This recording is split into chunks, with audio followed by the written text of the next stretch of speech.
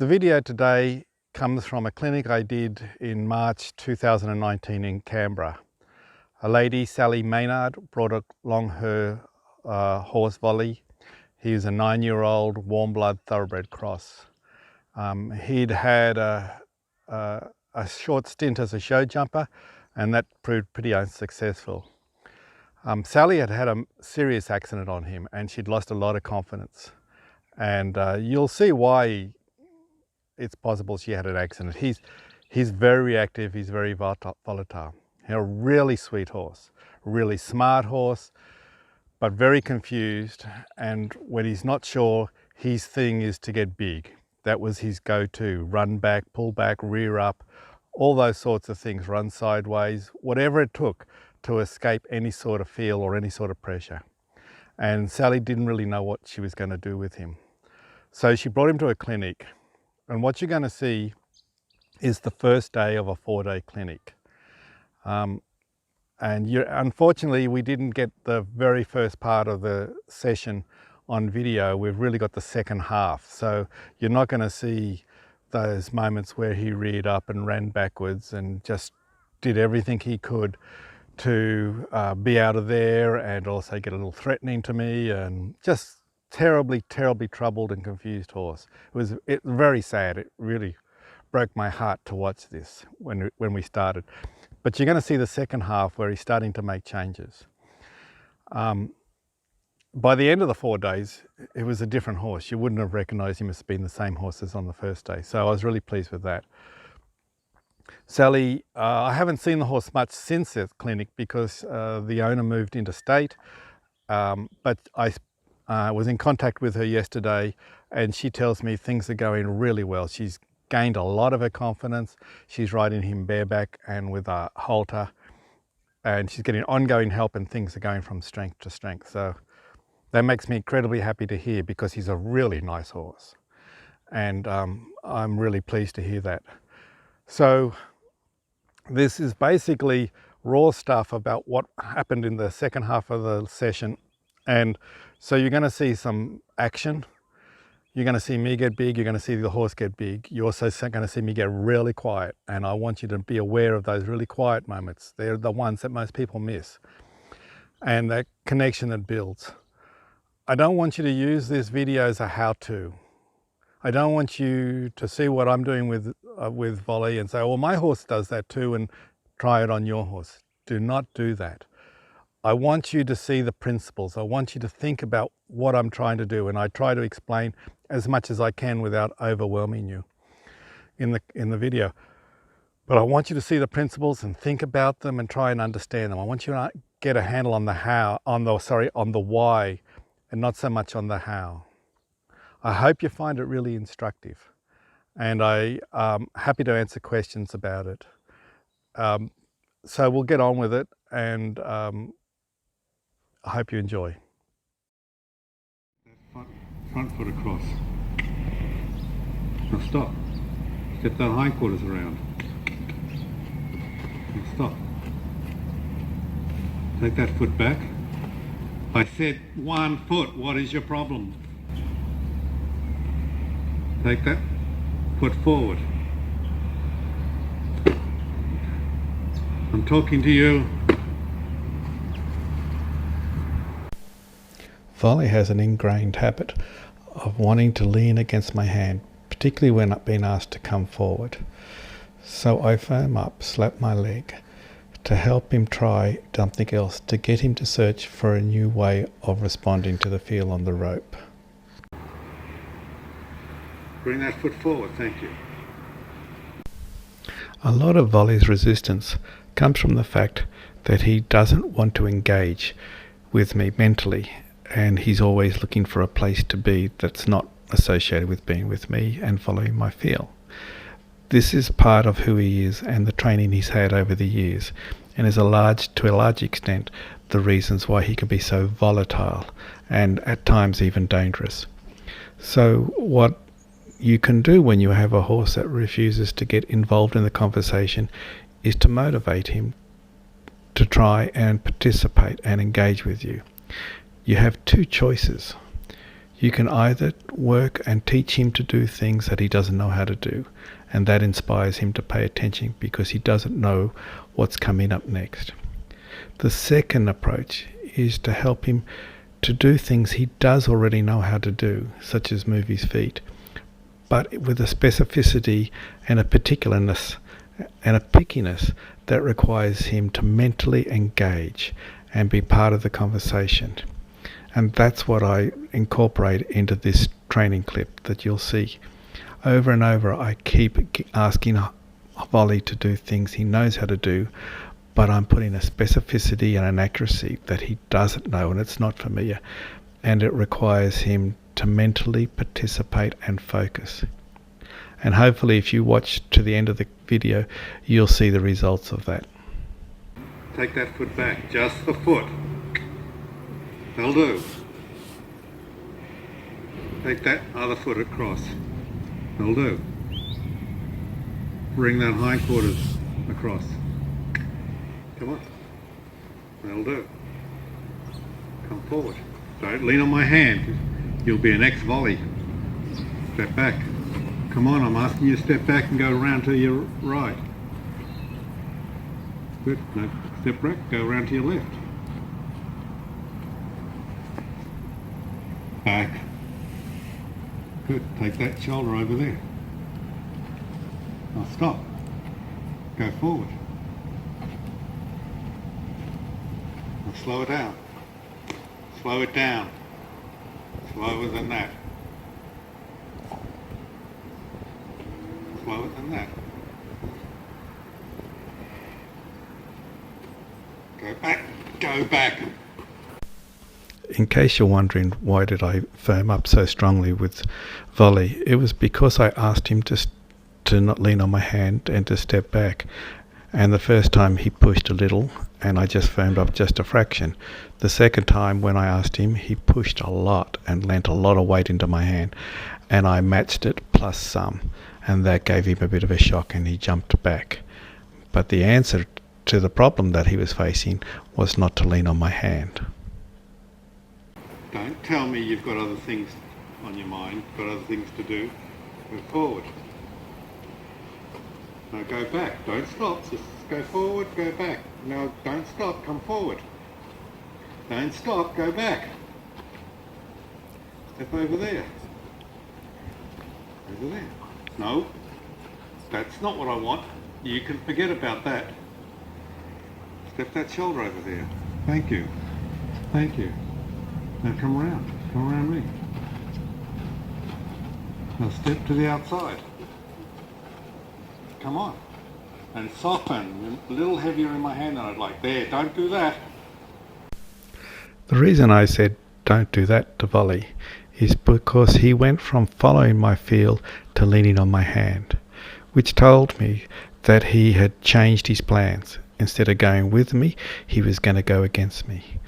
And that's fundamentally what needs to change in this horse.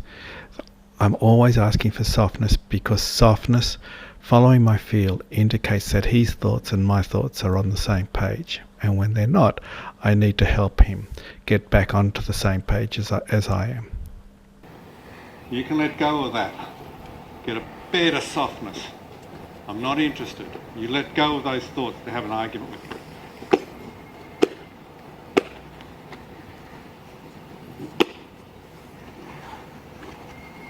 I'm not interested.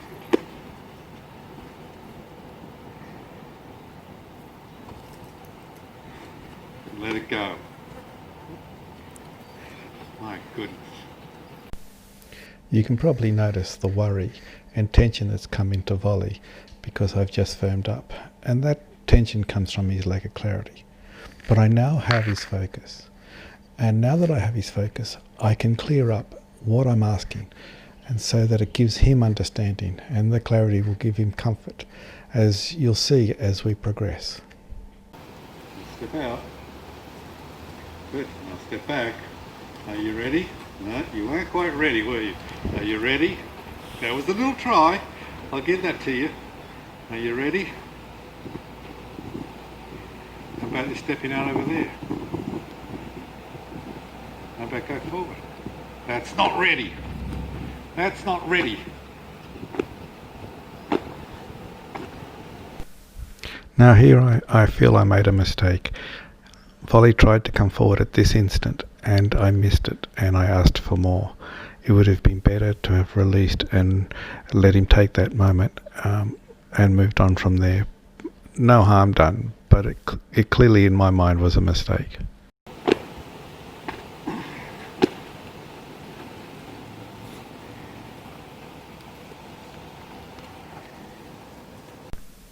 Here's a really good example of a change of thought. You can see Volley just relax his posture a little. He's still a little worried, a little unsure, but he feels better. He's trying harder and he's feeling more confident. And that's what we've been aiming for the whole time. Step back. Step back. Step. Now step forward without being late. Thank you. Step the hindquarters. Thank you. Step over. Step the hindquarters. Step back. Take that foot back. Now take that other one over there. Now stop. Now step out over there. Now stop. Now step back. Now step over there. Now stop. Now go. Now go. Come on. Go. Now quit. Now back up. So here is a spot where I feel I made a small mistake and could have waited longer to help Volley find the transition from going forward on the circle to stopping and then backing up. It was a small mistake, but I think it would have been better for him if I had waited just a fraction longer. Back, not sideways, back up. Now go. Come on. Come on. Hurry up. Aye.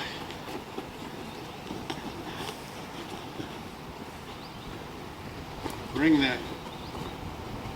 Bring somebody who cares.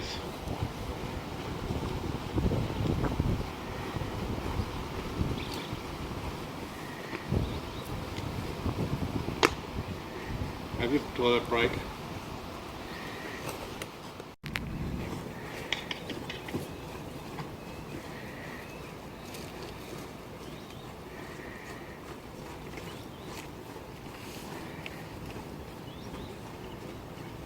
Hey, slow it down. Slow it down. Just stop fleeing. Come on. So I'm going to go in and just pet him. See how he handles it. Maybe you're wondering why I would do this exercise. It's to help Volley get some confidence that I can have him moving out on a circle and still walk up and pet him without him being nervous and afraid. He's just gone through a period where he's fairly stressed, and so by doing this exercise I'm trying to help him understand that not everything's going to kill him and we're going to be okay.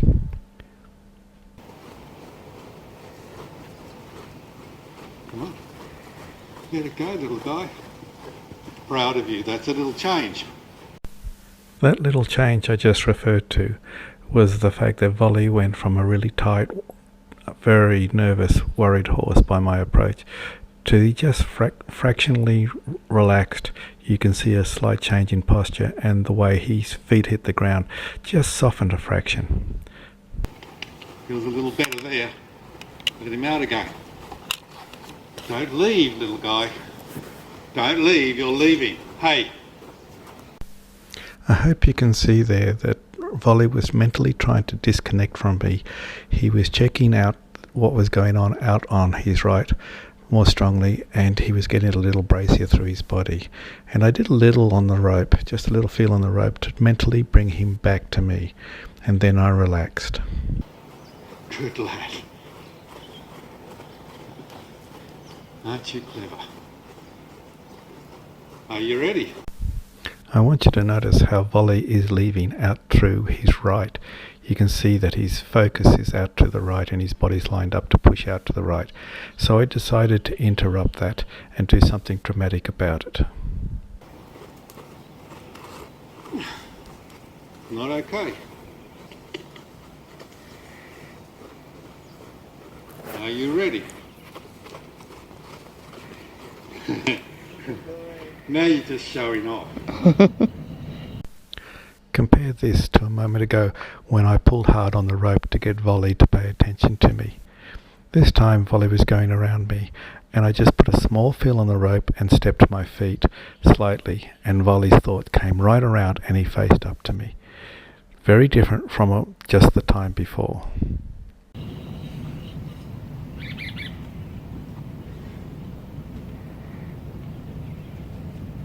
Get that foot back. Take it the other one. No, not sideways. Not sideways. Take it back. Take it back. You're not in trouble for going sideways. I applaud your try.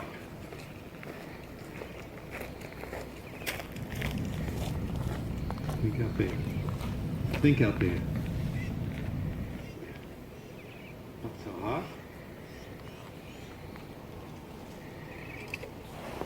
Think out there. Think out there. Come on, a little stronger thought.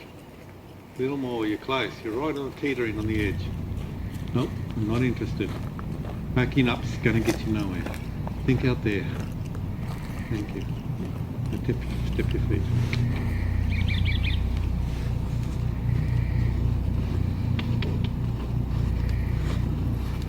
Aren't you clever? Oh, I know you think you've got to take me down the park and beat the hell out of me. You'll live. You'll live, little one.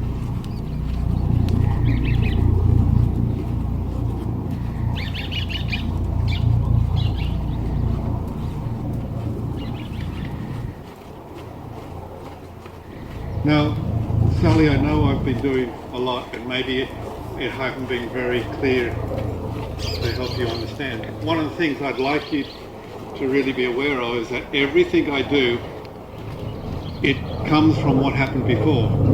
My decision that we're going to do something like this came from something that happened before this.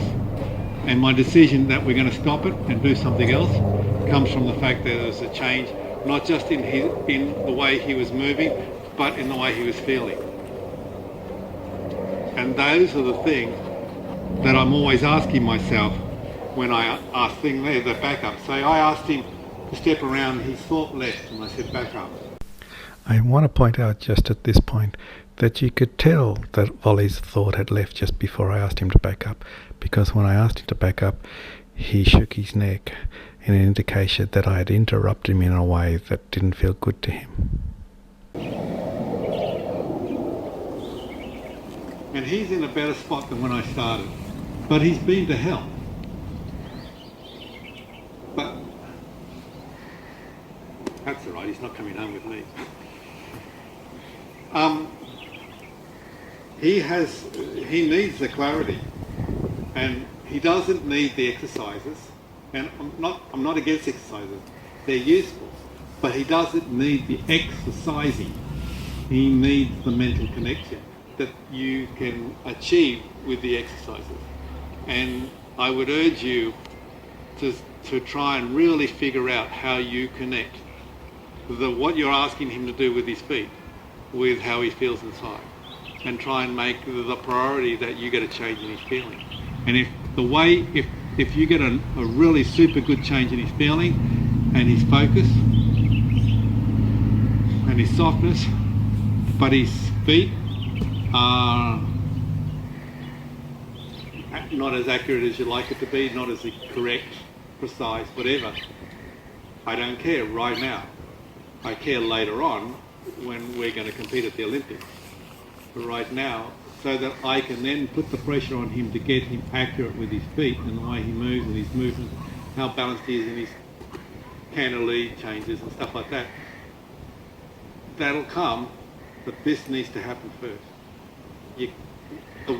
The philosophy that is part of everything I do revolves around, I need to get a change in here. And what happens there comes up after. And it might come a tenth of a second after, or it might come 10 weeks after. but this has to come first, in my view, because this is where everything happens. All that. I don't talk to his feet. I don't talk to his hindquarters. I don't talk to his back, or I don't talk to his neck. I talk to that, and that does all the rest of the talking. So if I'm trying to bypass that by driving his feet to get the hindquarters over, then I haven't got much to work with other than obedience. And obedience will only get you so far, because at some point something's going to intervene where he says, stuff your obedience, I'm out of here. But if he says, so, I don't know what to do here, help me, at least you've got a conversation going that you have a chance that you and he could figure this out when he's confused and upset and worried, as opposed to every horse for himself and you're out of here. Which I suspect is part of what was going on when you had your accident. He says, I don't want to do that transition. I don't want to. I hate it. Don't ask me. I'm pissed. And then he let you know he was pissed. I just want to point out here, we had been standing around talking for a couple of minutes or so, and I had not been asking anything of Volley. And then when I went to move and said, come with me, he was right there. I didn't have to wake him up. I didn't have to remind him. He just softly and quietly followed me with his thoughts and his feet. He didn't, and he might have been telling you ages leading up to it. And he said, you're not listening. What else can I do? Well, last resort, I'm going to uncork. But can you see a change in him now? Can you guys see this? See that? You didn't see earlier the drugs I gave you. It finally kicked in. Should have kept something. So, I don't know how we go. I have a feeling he's had enough anyway. You know, I feel like he's made a bit of a change here. Let's not drill this. Are you okay with that?